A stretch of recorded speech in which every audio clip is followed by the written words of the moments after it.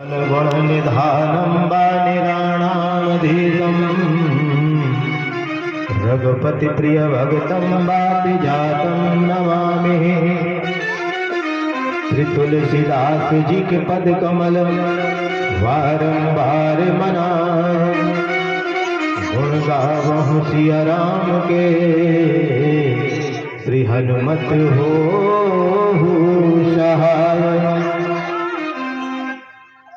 आइए हनुमंत विराजिए, कथा करूं मति अनुसार, प्रेम सहित गादी धरूं सुब्राजिय पवन कुमार। राधा मेरी मात है, पिता मेरे घनश्याम, इन दोनों के चरण में मेरा बारंबार प्रणाम। जय जय श्री राधारमण, जय जय नवल किशोर, जय गोपी चित चोर प्रभु, जय जय माखन चोर। बोलिए वृंदावन बिहारी लाल की जय हो, सीताराम जी महाराज की जय हो, श्री हनुमान जी महाराज की जय हो, शंकर भगवान की जय, श्री वेद व्यास भगवान की जय, श्री सुखदेव भगवान की जय हो, गौ माता की जय हो, पृथ्वी माता की जय हो, भारत वर्ष की जय, सत्य सनातन धर्म की जय हो, जय जय श्री राधे।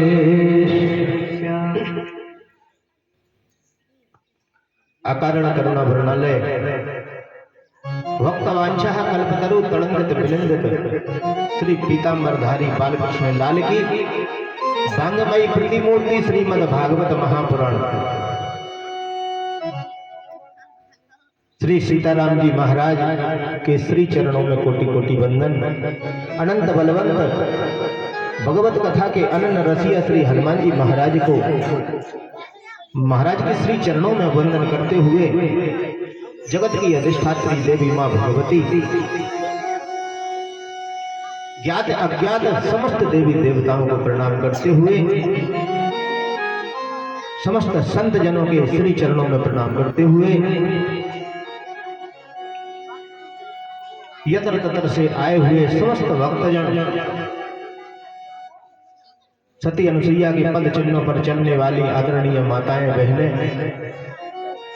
हमारे संगीत पर संगत कर रहे आदरणीय बड़े भाई श्री गौरी शंकर जी, तबला पर संगत कर रहे श्री राहुल दुबे जी, हमारे छोटे अनुज आचार्य जी श्री चतुर्वेदी जी, पैड पर संगत कर रहे श्री दीपक चतुर्वेदी जी,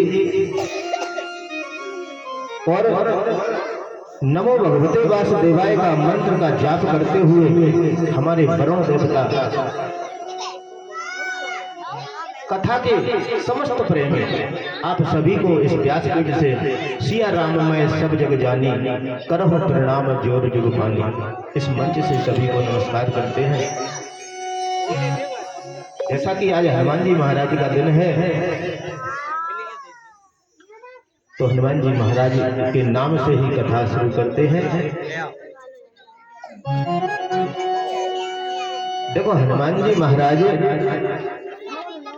ये जो रावण है, हनुमान जी महाराज जब से लंका को जला के गए, तब से रावण को हनुमान जी महाराज की पूंछ से बड़ी चिढ़ है।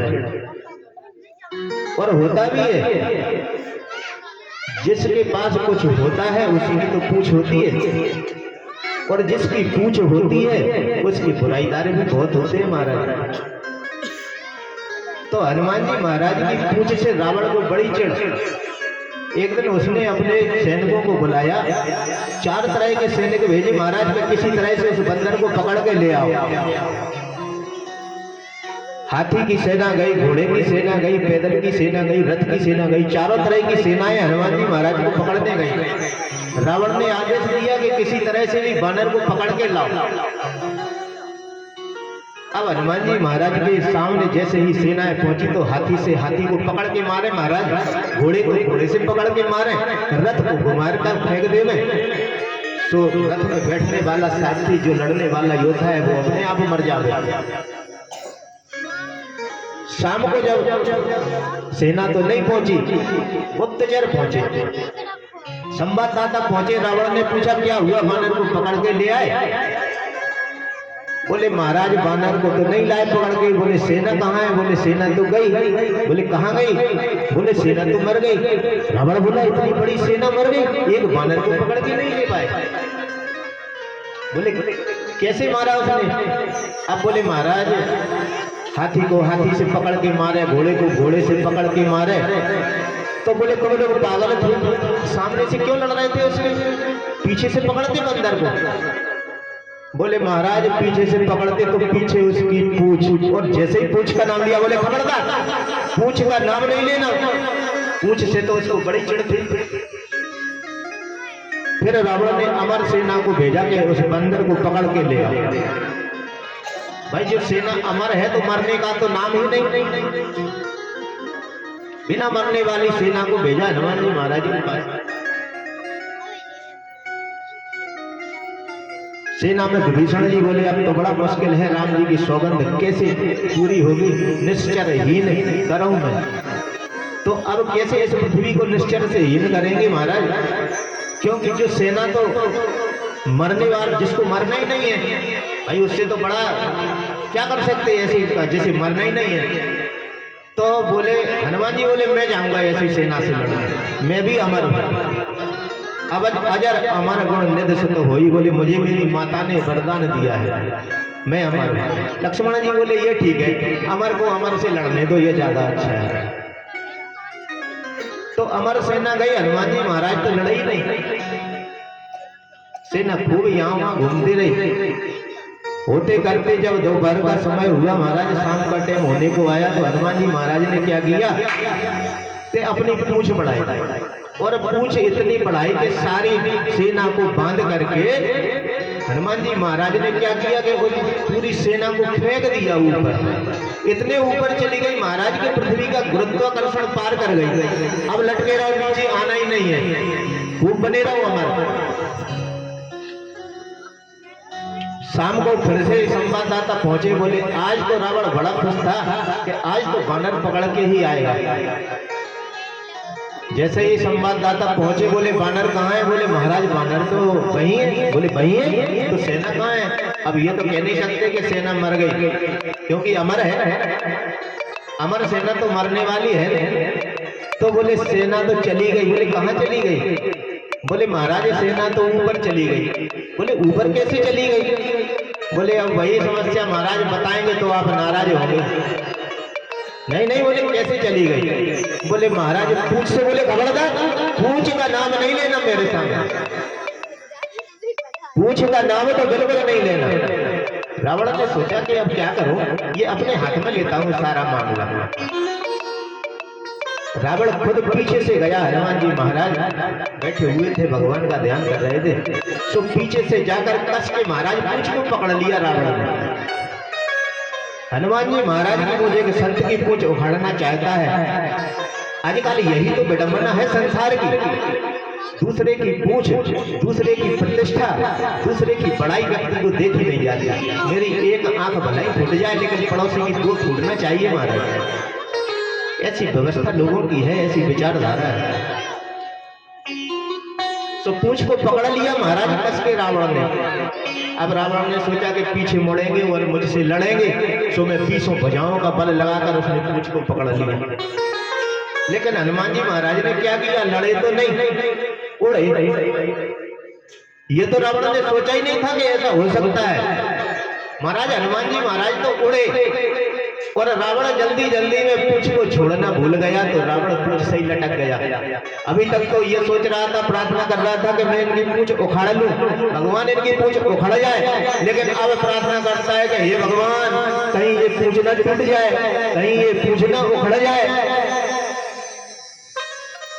और मेरे हाथ से कहीं ये पूंछ न छूट जाए। तो हनुमान जी महाराज के बराबर तो दुनिया में कोई देवता है ही नहीं। और हनुमान जी महाराज ने जितने बड़े बड़े काम किए हैं, मसक समान रूप का बधाई, मच्छर के समान छोटे बड़े, ऐसा दुनिया में कोई देव नहीं जो हनुमान जी महाराज की बराबरी कर सके। महाराज अरे दुनिया में देव हजारों हैं, बजरंग बली का क्या कहना, दुनिया में देव हजारों हैं।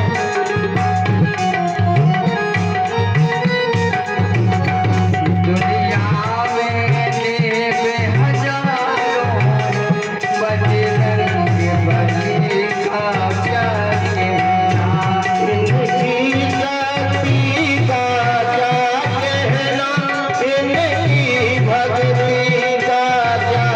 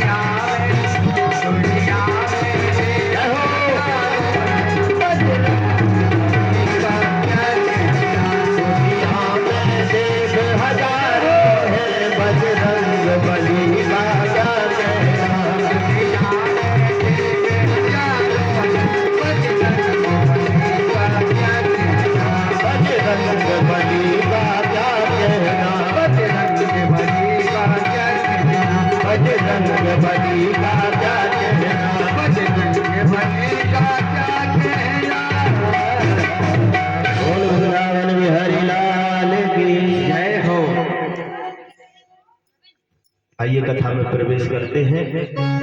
सज्जनों, जैसे आज हम इस पवित्र भूमि पर श्री हनुमान जी महाराज की गोद में, श्री रामलला सरकार की गोद में कथा सुनने के लिए बैठे हैं, ऐसे ही पुराणों की कथा के लिए एक बड़ा सुंदर स्थान बताया है वेदों में।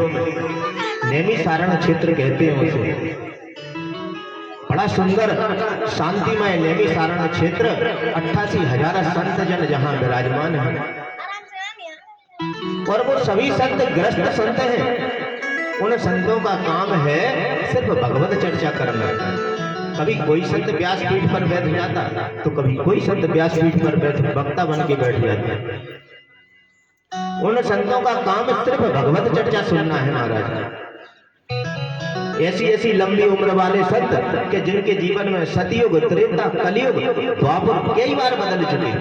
कई संत तो ऐसे जिनके जीवन में इंद्र बदल गए महाराज। कई संत ऐसे जिनके जीवन में ब्रह्मा बदल गए।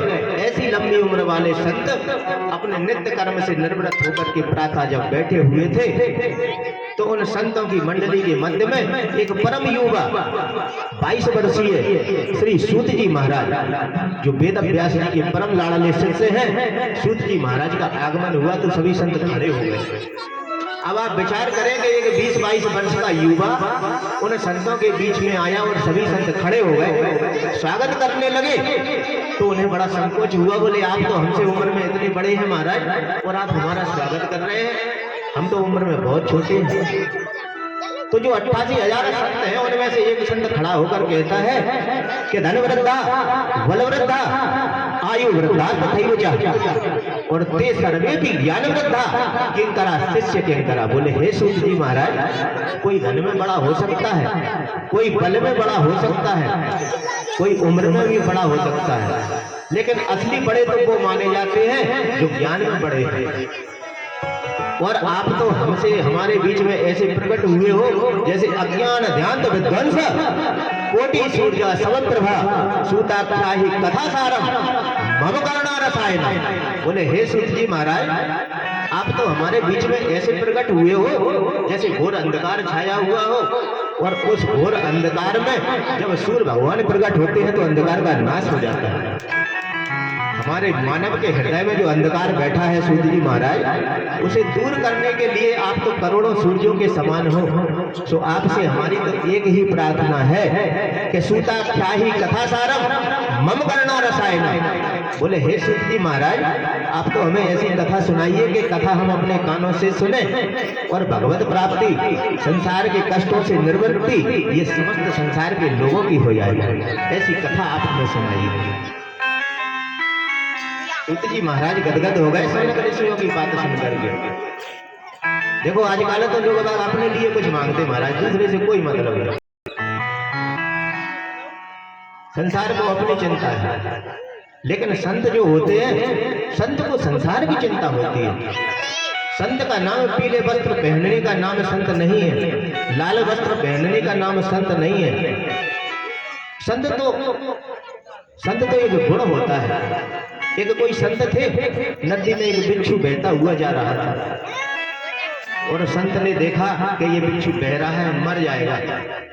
तो संत का हृदय विदीर्ण हो गया। संत ने उस बिच्छू को अपने हाथ से निकालने का प्रयास किया, और उस बिच्छू ने डंक मार दिया महाराज, क्योंकि बिच्छू का तो स्वभाव है डंक मारना।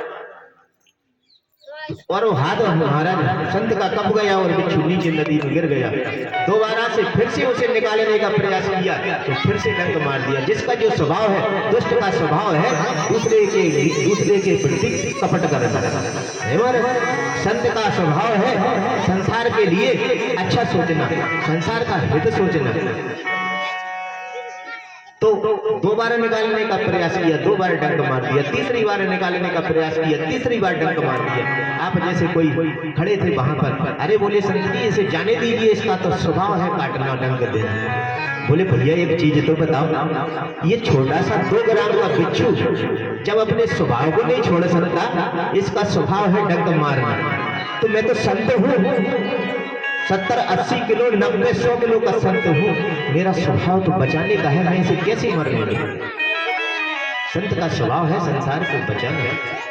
तो शौनक ऋषियों ने पूछा कि आप ऐसी कथा सुनाइए कि संसार के लोगों को कष्ट से निवृत्ति हो जाए, हमें गोविंद के चरणों में हमारा प्रेम बढ़ जाए।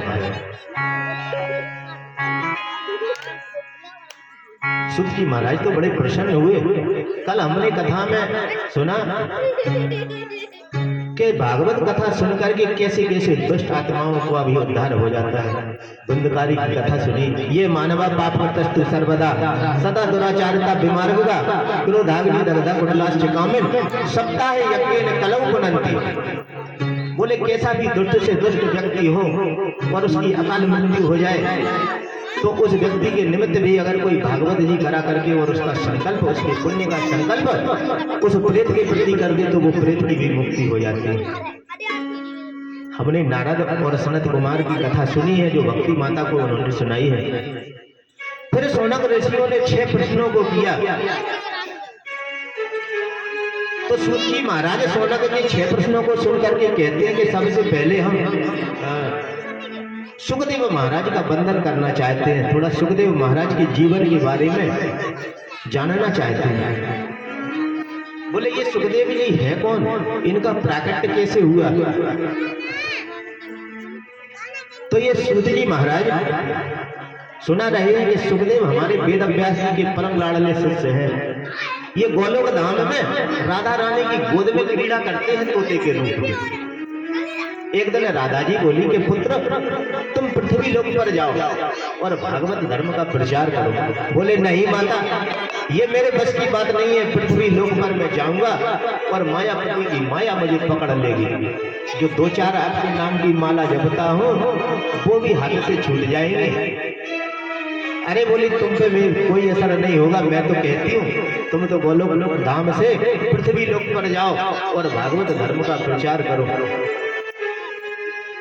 राधा रानी की आज्ञा से सुखदेव जो तोते के रूप में वहां थे कैलाश पर्वत पर जहां भोलेनाथ रहते हैं वहां पर एक शुभ पक्षी के अंडे के रूप में प्रकट हुए।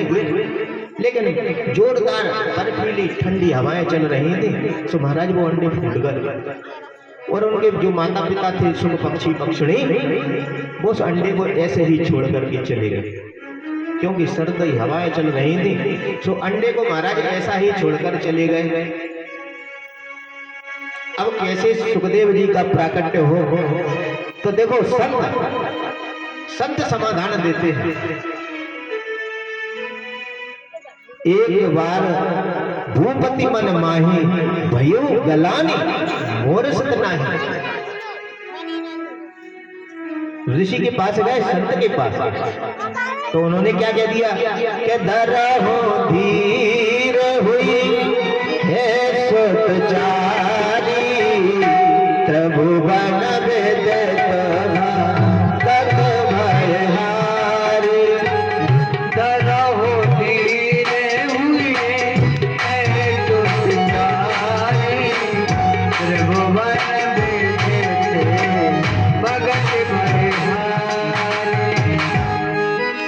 ऋषि वशिष्ठ के पास गए, बोले महाराज सुत नहीं है। तो संत ने तो ऐसा आशीर्वाद दे दिया कि 1 नहीं 2 नहीं 3 नहीं 4 सुत होंगे। महाराज 4 ही क्यों, 4 का योग क्यों बिठाला? भाई ऐसा तो कह सकते थे कि जाओ ब्रह्मा और विष्णु के जैसे तुम्हारे होंगे पुत्र, ब्रह्मा विष्णु शंकर जैसे 3 पुत्र होंगे, लेकिन ये 4 का योग क्यों बिठाला? तो सबसे पहले इस पृथ्वी को किस चीज की आवश्यकता है? आनंद की। जो आनंद सिंध सुख राशि सीकर ते त्रैलोक सुपासी। आनंद के रूप में भगवान श्री राम को भेजा। अब आनंद मन में है लेकिन कोई बिन लादेन जैसा आतंकवादी चला है तो उससे बचाने वाला भी तो चाहिए। भरण पोषण कैसे हो, क्या खाएंगे, ये व्यवस्था भी तो होनी चाहिए। ये व्यवस्था के लिए श्री भरत जी महाराज को भेजा। विश्व भरण पोषण कर जोई ताकर नाम भरत ऐसे होई, भरत जी को भेजा। अब शत्रु आकर के परेशान करें, इसके लिए नाम शत्रुघ्न वेद प्रकाश है, शत्रुघ्न जी। लेकिन ऐसा नहीं है कि शत्रुघ्न नाम लेने से शत्रु का विनाश हो जाएगा। शत्रु बाहर के शत्रु को मारने के लिए नहीं, जो मानव हृदय में काम, क्रोध, लोभ, मोह, जो मानव के हृदय में शत्रु बैठे हैं। एक बार तुलसीदास जी कहते हैं कि मम हृदय भवन प्रभु तोरा, जहां आए बसे बहु छोरा, मैं एक अमत पति मारा, को रहे न मेरा पारा, अब सुनिए रघुबर रामा, लूटे लश्कर को हमा। तो तुलसीदास जी कहते हैं महाराज हृदय में चोर घुस गए। बोले तुलसी हृदय में चोर कैसे घुस गए? हृदय में तो मैं बैठा हुआ था, ये चोर कैसे घुस गए हृदय में? बोले महाराज मैं बाहरी चोरों की बात नहीं कर रहा हूं, काम, क्रोध, लोभ, मोह, ये चोर दिन रात हमें लूट रहे हैं भाई। इन्हीं के बस में तो इंसान फंसा हुआ है। तो कहने का भाव ये है कि संत समाधान देते हैं। यहाँ नारद जी ने सोचा कि सुखदेव का प्राकट्य आखिरकार कैसे हो। तो नारद जी सीधे कैलाश पर्वत पर पहुंचे, मन में विचार करते जा रहे हैं कि एक बार लक्ष्मी जी में और नारायण में तो हमने लड़ाई करवा ही चुके हैं, एक बार ब्रह्मा जी में और उनकी पत्नी में भी अनबन करवा चुके हैं, लेकिन महाराज शंकर जी और पार्वती जी में कभी बुराई नहीं हुई, लड़ाई नहीं हुई, झगड़ा नहीं हुआ। ऐसा विचार करते हुए नारद जी सीधे कैलाश पर्वत पर पहुंचे, जहां पर भगवान भूत बावन भोलेनाथ अपने ध्यान में बैठे हुए थे, माता पार्वती जी अपने आश्रम में थे। तो जैसे ही नारद जी को देखा तो संत का सम्मान तो हर घर में होना चाहिए। महाराज संत का रूप कैसा भी हो, लेकिन संत का सम्मान तो होना ही चाहिए। गौरी जी ने भी यही किया, नारद जी को बड़े आदर से बिठाला, नारद जी का सम्मान किया। बोले नारद जी बड़े दिनों में दर्शन दिए आपने, हम तो पवित्र, हम तो बड़े सौभाग्यशाली हैं जो आपके दर्शन हुए हैं। नारद जी जैसे ही वहां पर पहुंचे और इतना स्वागत हुआ तो बोले माता एक बात बताएं, आजकल हमने किसी के घर में जाना बंद कर दिया है। बोली क्यों नारद? बोले इसलिए कर दिया कि मैंने देखा है संसार में अब प्रेम नहीं रहा लोगों में, स्वार्थ का प्रेम हो गया है अब तो लोगों का। मैं देखता हूँ कि अगर मन में कुछ स्वार्थ है तब तो एक दूसरे को पूछते हैं। अब तो रिश्तेदारियां भी ऐसी हो गई हैं, फोन से ही आए हलो से काम चल जाता महाराज, अब ज्यादा प्रेम नहीं रह गया। नहीं नहीं बोले ऐसा नहीं है, हम तो अपने बारे में कह सकते हैं, क्योंकि हमने तो देखा है कि भगवान हमें तो वो चीज भी बताते हैं भूत बावन भोलेनाथ जो